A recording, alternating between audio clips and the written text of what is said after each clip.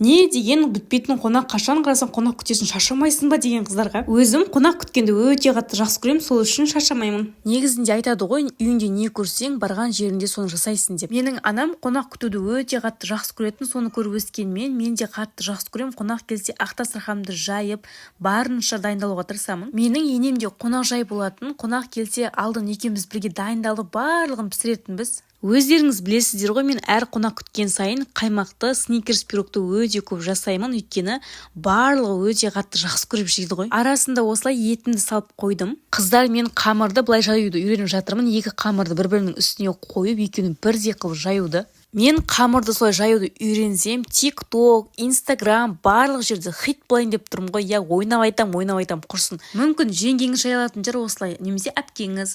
Ой, несі хит, оны менің әпкем жайылады ғой дейтіндер шығады қазірше. Сонымен қыздар, солай екі қамырды бірдей жай берсе хит болсам айтасыңдар ғой. Қыстың қамын жазда ойла деп осындай компотты үйіп төгіп жауып тастағанбыз ғой. Қыздар, кімнің есінде жазда 90 литр компот жапқан болатынбыз.